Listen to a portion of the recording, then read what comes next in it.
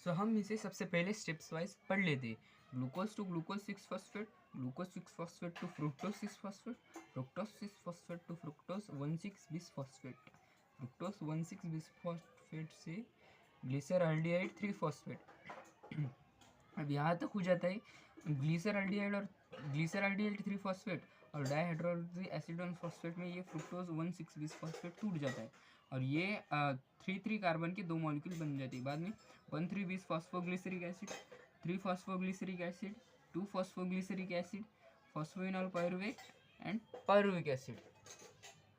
Glycolysis में क्या होता है, ग्लूकोज टू ग्लूकोज 6-फॉस्फेट बनता है और ग्लूकोज 6-फॉस्फेट में क्या होता है, मतलब ग्लूकोज टू ग्लूकोज 6-फॉस्फेट बनते वक्त एटीपी से एडीपी में कन्वर्जन होता है और एडीपी का जो इनऑर्गेनिक फॉस्फेट होता है वो ग्लूकोज में चला जाता है, तो ग्लूकोज से ग्लूकोज 6-फॉस्फेट बन जाता है। और ग्लूकोज 6-फॉस्फेट से फ्रुक्टोज 6-फॉस्फेट, ये तो एक आइसोमेरेज है, इसलिए इससे कुछ ज़रूरत नहीं पड़ती किसी की, ये तो आइसोमेरेज से बन जाता है।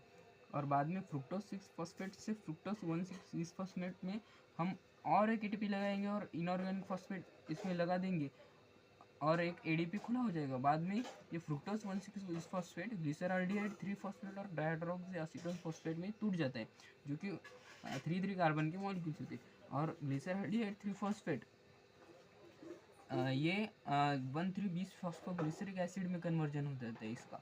और जब इसका कन्वर्जन होता है तब NAD+ से NADH और H+ बाहर निकलता है, मतलब ये रिडक्शन हो जाता है इसका।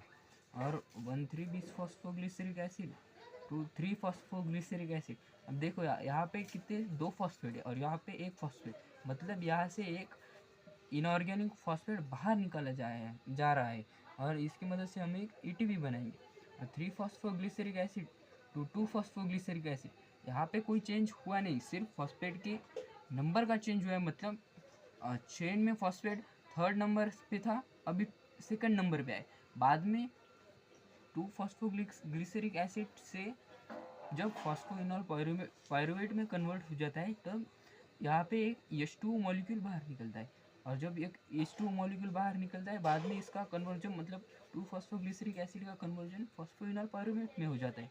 और जब इसका कन्वर्जन फॉस्फोइनॉल पायरुवेट में हो जाता है तो बाद में फॉस्फोइनॉल पायरुवेट से पायरुविक एसिड का कन्वर्जन होने में और एक ये फॉस्फेट मॉलिक्यूल बाहर निकलता है, मतलब एडीपी से एटीपी में कन्वर्जन हो जाएगा, यहाँ पे भी एक एटीपी हमें मिल जाएगा। देखो पायरुविक एसिड एक लास्ट ग्लाइकोलाइसिस का लास्ट प्रोडक्ट क्या है, पायरुविक एसिड। अब हम क्या देखेंगे कि कौन से मॉलिक्यूल 6 कार्बन के और कौन से मॉलिक्यूल 3 कार्बन के। अब देखो सबसे पहले ग्लूकोज तो 6 कार्बन का है, अब ग्लूकोज से यहाँ तक सारे मॉलिक्यूल 6 कार्बन के, लेकिन जब ये 6 कार्बन का मॉलिक्यूल ये 2 कार्बन के मॉलिक्यूल में टूट जाता है तो ये 3 कार्बन में 3 कार्बन का मॉलिक्यूल हो जाता है। जो ये 3 कार्बन और 3 कार्बन के मॉलिक्यूल जब ये इसमें कन्वर्ट हो जाएंगे तो ये 3 कार्बन के 2 मॉलिक्यूल्स हो जाएंगे, फिर बाद में ये भी 3 कार्बन के 2 मॉलिक्यूल होंगे, ऐसे करके करके लास्ट पायरुविक एसिड के 2 मॉलिक्यूल हमें मिलेंगे। एक ग्लूकोज से हमें 2 पायरुविक एसिड के मॉलिक्यूल मिलेंगे, समझा। अब glycolysis is also known as EMP pathway. EMP pathway क्यों बोलते हैं, एम्बेडान, म्यूरॉफ एंड पार्नस, ये तीनों साइंटिस्ट ने मिला के ग्लाइकोलाइसिस को डिस्कवर किया था, वो भी फुल फॉर्मेट में डिस्कवर किया था, इसलिए इसको एम्बेडान, म्यूरॉफ एंड पार्नस बोलते हैं, मतलब EMP पाथवे बोलते हैं। अब ग्लाइकोलाइसिस में कैसे होता है कि अनएरोबिक ब्रेकडाउन हो रहा है, एरोबिक ब्रेकडाउन तो बाद में जाके होगा, लेकिन ग्लाइकोलाइसिस में सिर्फ अनएरोबिक टाइप से ब्रेकडाउन होगा ग्लूकोज का अनएरोबिक टाइप से ब्रेकडाउन हो रहा है, इसलिए इस पूरी ग्लाइकोलाइसिस में कहीं पर भी हमें O2 का कुछ भी इन्वॉल्वमेंट या कुछ भी नहीं दिख रहा, O2 का कुछ यहाँ पे संबंध भी नहीं है, सिर्फ यहाँ पे एक बार H2O निकलती हुई दिख रहा है और उसका भी कुछ ज़्यादा ये इशू नहीं है।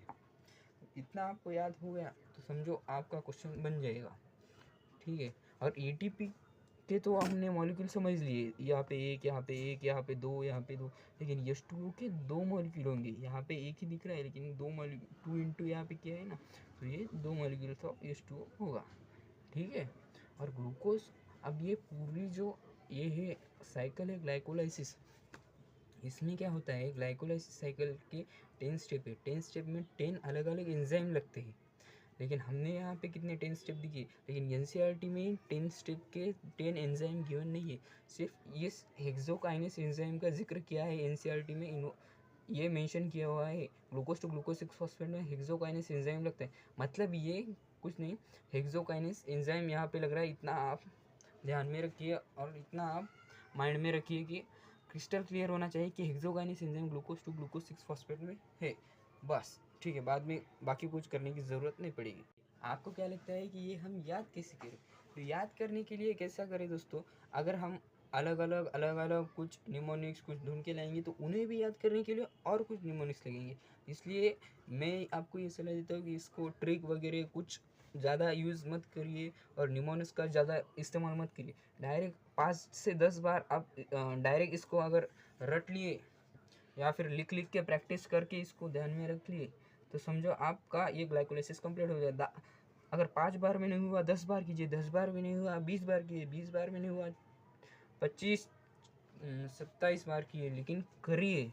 इस करने से कैसे, ये रटने से कैसा होगा, ये आपको डायरेक्ट ध्यान में आएगा। लेकिन इसमें ट्रिक लगे, निमोनिक्स वगैरह का कुछ इस्तेमाल मत करिए, डायरेक्ट ऐसा ध्यान में रखिए ग्लूकोज 2 यहाँ पे फॉस्फेट लगे तो ग्लूकोज 6 फॉस्फेट, फ्रुक्टोज 6 फॉस्फेट, यहाँ पे आइसोमरेज होगा, बाद में फ्रुक्टोज 6 फॉस्फेट से फ्रुक्टोज 1,6 फॉस्फेट में फॉस्फेट लगेगा, मतलब ऐसा ध्यान में रखिए। अब यहाँ पे फ्रुक्टोज 1,6 फॉस्फेट के 2 मॉलिक्यूल टूटेंगे, 2 मॉलिक्यूल में टूटेगा ग्लिसरॉल्डिहाइड 3 फॉस्फेट और डाइहाइड्रोक्सी फॉस्फेट 3 कार्बन के, मतलब ये 6 कार्बन का ग्लूकोज 6 फॉस्फेट भी 6 कार्बन का, फ्रुक्टोज 6 फॉस्फेट भी 6 कार्बन का है, फ्रुक्टोज 1,6 फॉस्फेट भी 6 कार्बन का है। लेकिन अब ऐसा ध्यान में रखिए, बाद में ये टूटेगा तो 3 कार्बन के 2 मॉलिक्यूल में टूटेगा, ये ग्लिसरॉल्डिहाइड 3 फॉस्फेट में और डाइहाइड्रोक्सी फॉस्फेट में।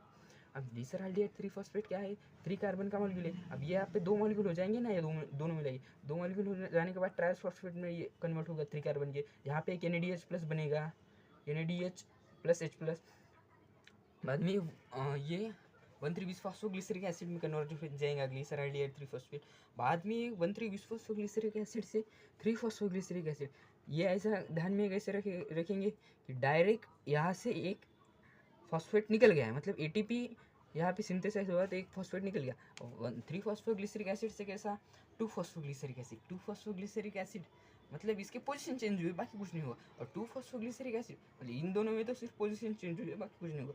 2-फॉस्फोग्लिसरिक एसिड से अगर फॉस्फोइनॉल पाइरुवेट बनाना है सिर्फ एक H2O मॉलिक्यूल बाहर निकालना पड़ेगा, मतलब 2 H2O मॉलिक्यूल 2 के लिए।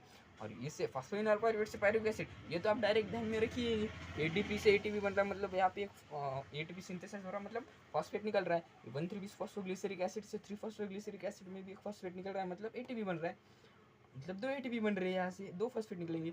और नहीं फॉस्फोइनॉल पाइरुवेट से पाइरुविक एसिड के मतलब ये 2 मॉलिक्यूल, तो यहाँ पे भी 2 फॉस्फेट निकलेंगे, मतलब 2 ATP बनेंगे।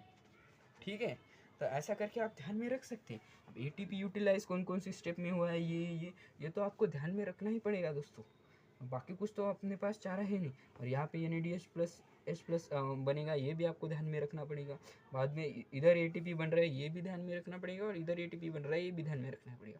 और ये कुछ नहीं, H2O का तो ध्यान में ऐसे भी रह ही जाएगा, इतने रखने के बाद आपको H2O के लिए कुछ अलग ये करने की ज़रूरत नहीं पड़ेगी।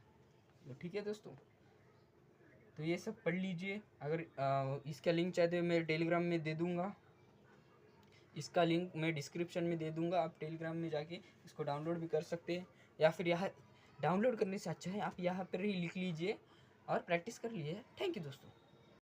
सो ग्लाइकोलाइसिस का कुछ नहीं है, सिर्फ आप इससे बार बार प्रैक्टिस कीजिए, बार बार प्रैक्टिस कीजिए, 1 से 1.5 घंटे में आपका पूरा क्लियर हो जाएगा NCERT के रिवीजन के साथ। और अगर आपको NCERT का रिवीजन चाहिए, मतलब NCERT का रीडिंग चाहिए, तो मुझे बता देना, मैं वो भी उसका भी वीडियो बना दूँ।